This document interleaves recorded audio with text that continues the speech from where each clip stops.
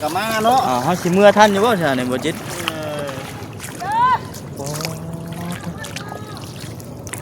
นี่พี่น้องเนาะอยู่พุ่นเบิดท่วมเบิดเถียงให้เถียงนาให้นงให้หน้าตะกะกุกตานงามๆบนที่ว่าหลายๆผู้หลายคนมาถ่ายคลิปถ่ายรูปถ่ายอย่างเด็ดท่วมพี่น้องเนาะรถนี่มันบ่สามารถไปได้พี่น้องเดินทางว่าจะพี่น้องเนาะว่าจะไปเรียกทั้งคุณแหละเดี๋ยวขอคำร้องยางกันใกล้ๆเบิ่งคือสิไปบ่ได้ก็เลยว่าเอ้าถ่ายบรรยากาศนี่แหละนะครับจะเห็นพี่น้องเอฟซีได้เบิ่งนะคือสิมีแต่ใส่เรือสัญจรฮะถอยกลับเนาะแม่นบ่แม่นแล้วคือสิถอยกลับพี่น้องเอ้ยเพราะว่ามันไปบ่ได้เห็นว่าพลาดได้อยู่ฮัลโหลดิ่งรถเพิ่นกันบ่เขาเป็นหยังมันก็ได้ทางให้บ่ได้อยู่ลงมาแล้วไป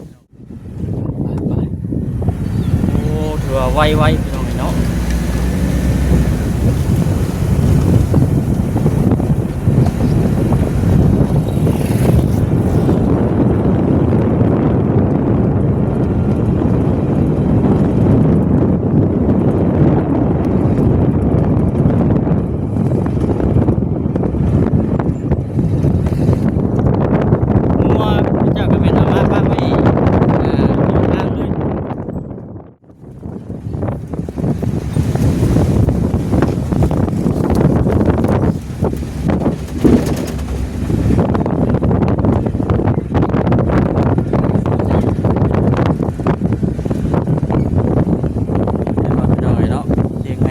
กระเจ้า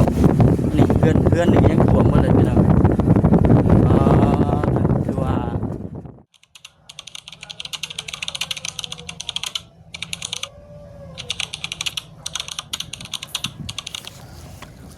พี่น้องเลยเนาะ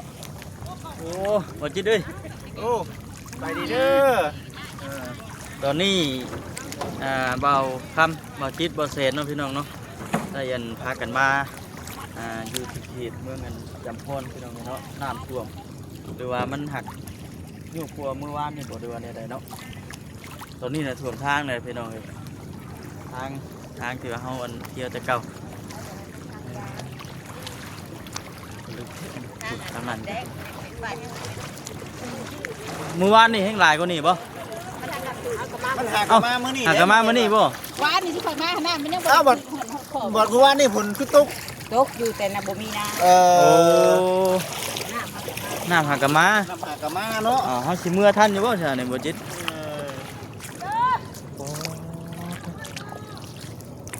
นี่พี่น้องเนาะ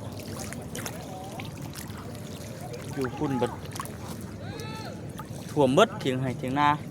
ให้นงให้หน้าตะกะกุกตานงามๆบนที่ว่าหลายๆผู้หลายคนมาถ่ายคลิปถ่ายรูปถ่ายอย่างเด็ดท่วมพี่น้องเนาะรถนี่มันบ่สามารถไปได้พี่น้องเดินทางว่าจะพี่น้องเนาะว่าจะไปเรียกทั้งคุณแหละเดี๋ยวขอคำร้องยางกันใกล้ๆเบิ่งคือสิไปบ่ได้ก็เลยว่าเอ้าถ่ายบรรยากาศนี่แหละนะครับจะเห็นพี่น้องเอฟซีได้เบิ่งนะคือสิมีแต่ใส่เรือสัญจรฮะถอยกลับเนาะแม่นบ่แม่นแล้วคือสิถอยกลับพี่น้องเอ้ยเพราะว่ามันไปบ่ได้เห็นว่าผ่านนี่ต้องเอาเรือคนช่วงไปอย่างเดียวหลายที่หลายแห้งได้บ่จิตเด้หลายของหลายเขาเนาะโอ้แห้งโอ้บนทางได้พี่น้องเอ้ยพุ่นเนาะทางสิไปใช้นะบ่ไปนะบ่ไปโอ้น้ำท่วมแล้วพี่น้องเอ้ยเนาะให้หน้าตะกะเขาน้ำจับปลาเพิ่นคือสิลายมือเตยอยู่ดอกตัวสินี่คุณขี่เรือผ่านทางนะเอ้าคือสิเลิกเติบได้บ่คำเอ้ยนี่เลิกแล้วขี่เรือผ่านได้เนาะแม่น ไปท่วมเบิดแล้วพี่น้องไปบ่ได้คุณ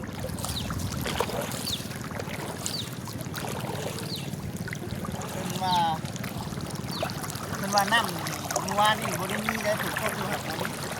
มันมาน้ำหลังนะน้ำ แม่บางทีเพิ่นหากระปล่อยเพิ่นหากปล่อยเขื่อนบ่เนาะมันมีเขื่อนเด้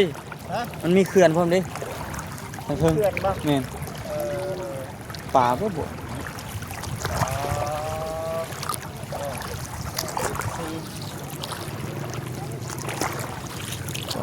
เถียงให้เถียงหน้าเพิ่นมึงเลยยังเหลือแต่หลังคาพุ่น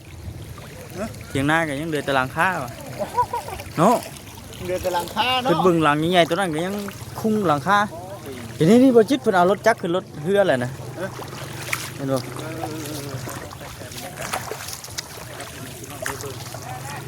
มันเป็นบ้านเนาะ น่าจะแม่นนะเวลาอยากเข้าไปเมืองไปยังเอาเรือเอารถจักรใส่เรือแล้วก็ขี่มาอะนะ ไฟว่ะ บ่แม่นแม่นบ่แม่นบ่เออ ม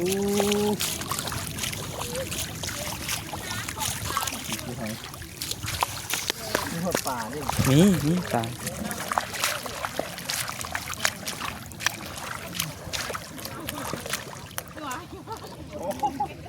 ทางนั้นเนาะ กำลังขนเครื่องขนของเข้ามา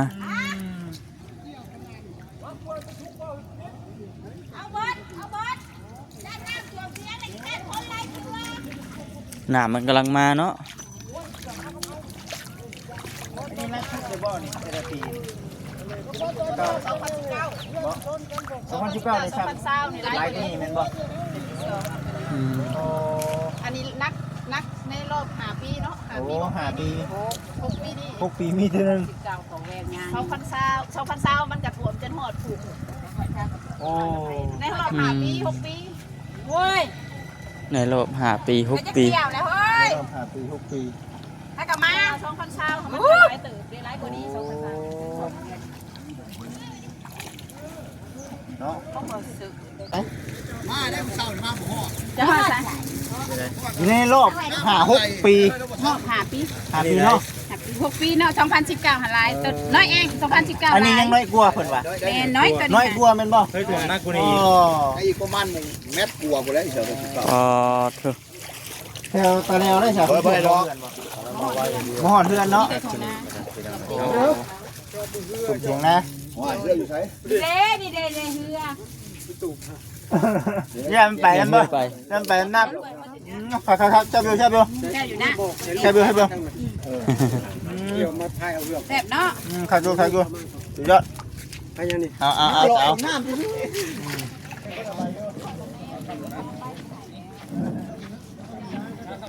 อารถขึ้นเรือ เพิ่นสิไปบ้านบ่เหนือบ้านอะไรก็เพิ่นไปแล้ว ตะเลว บ้านตะแล้วนี่แม่นชัดไปที่เด้อ อืม บ่ได้ทางมัน น้ำท่วมเนาะ นี่ก็ว่าภาคว่าสิไปทางเมืองชนบ่ไปดอกมื้อนี้ว่ากลับเลยแหละมื้อนี้ ไปเลยไปจับเลย รอบหน้ารอบหน้าเออ มาเลยว่าวันนี้เราจะเดินของมาเอานาง รอบหน้ารอบหน้า ไปก่อนไปนาง รอบหน้าก่อน รถป้าไปหันพุ่นรถใหญ่ป้าพุ่นมาเนาะ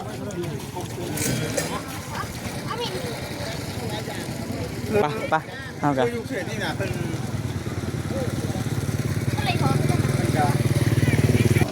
ผู้2ก็ได้นั่งเคียงกันรถ2คนได้เอา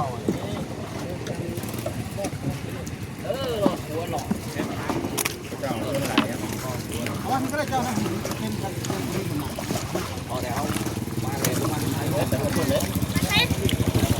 พุ่นเลยตามพุ่นเลยโอ้ยงานเป็นเฮ็ดเพื่อเตรียมไว้แล้วแต่ละปีเนาะเตรียมไว้ เรือไว้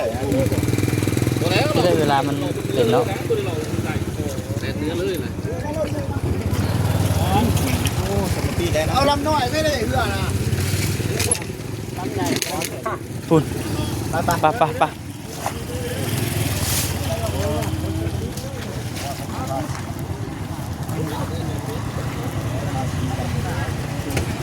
โอ้กลับแล้วทำเป็นเนี่ยนี่เนาะพี่น้องเว้ย แม่นแหละ ว่าสิเดินหน้าบ่ได้ต้องกลับด่วน สัตว์ไปพูดเลยมีแต่ปลาซิวเนี่ย มันจะกินจะเดือน แม่นบ่บ่ต้องแม่นนี่เนาะ เห็นบ่น่ะ เพราะจะว่ามีกินเลยเนี่ย แม่นกินเดือนเต็มบัดดุนทางนี่พี่น้องเอ้ยมาพี่แด้ เพราะจะว่ามีกินเนาะ อ้ำบ่เสีย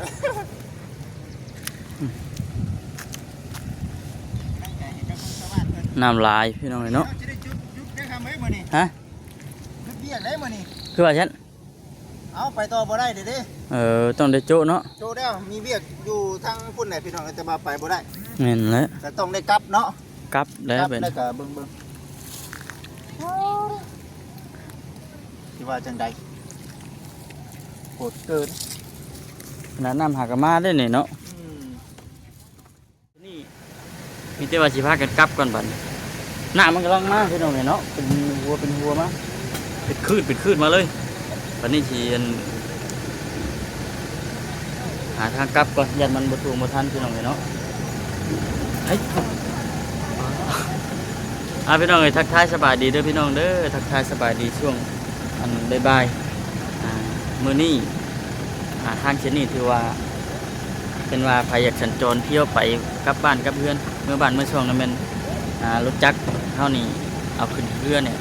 สามารถไปว่าขับไปได้อยู่ที่ตรงนี้เนาะขี่เรือไปเป็นว่าเมื่อบ้านเมื่อยังไปตลาดตะลีเข้าไปในเมืองนะพี่น้องเลยเป็นว่าในนั้นเป็นบ่ได้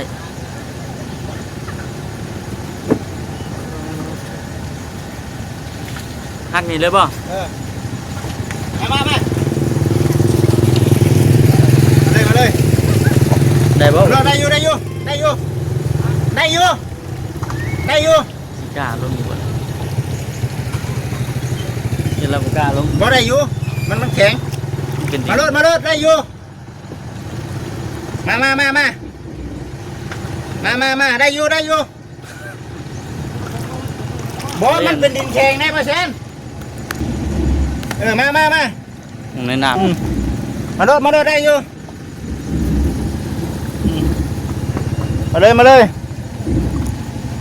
กำลังอุ้มนี่น่ะตอนทำมาน่ะน้ำยังไม่ทันได้ฮอดพูดซ้ำที่ท่วมรถไถแล้วละบัด มาได้อยู่ มันควันเร็วจัง บ่ได้บ่พ่อบัดนี้ พอแล้ว ก็ได้คือกันมาเลยก็ได้อยู่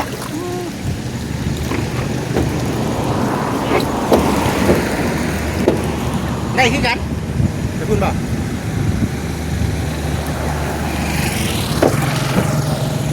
ให้รถจักรไปก่อน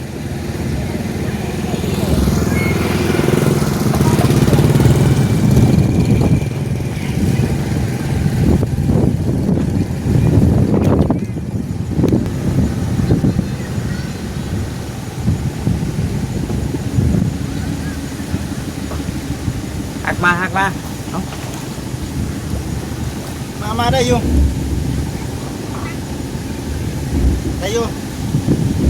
มาเลย ดิรถเพิ่นกันพอไปยัง มันก็ได้ทาง พอ ได้อยู่ ลงมาแล้วพี่น้องพอ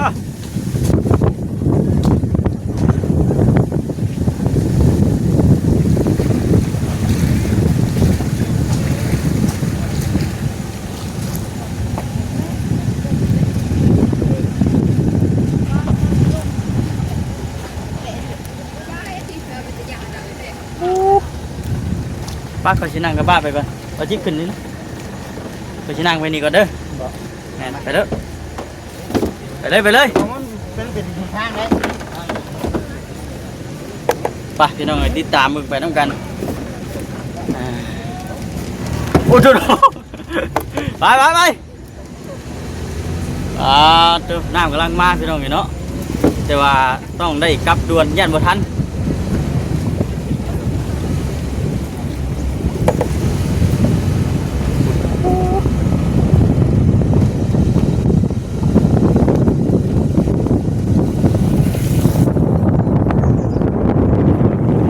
ว่าทางนี้เนาะมันเป็นซีทาง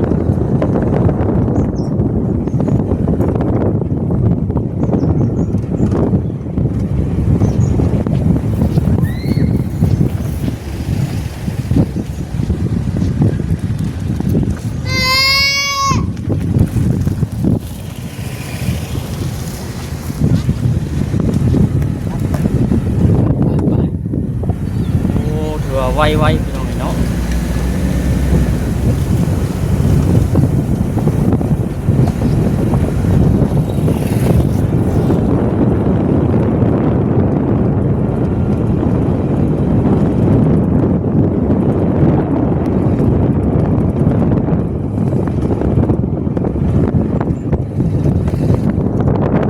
มัวเจ้าก็เป็นอามาป้าไม่ทางเลยนี่เซ่นี่พี่น้องนี่จุดทางเลยนะ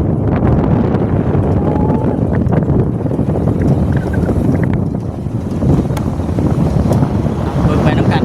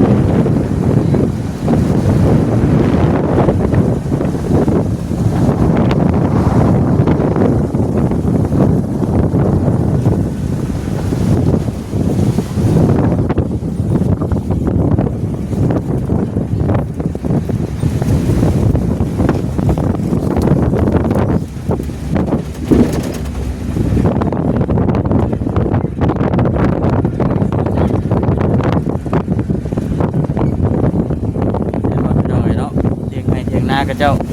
นี่เพื่อนนี่ยังท่วมหมดเลยพี่น้องคือว่านักพี่น้องเนาะเป็นไฮนาดากาเป็นชานบ้านช่องที่ว่าเป็นติดอยู่แคมป์2 แคมป์เซนี่แห้งท่วมหลาย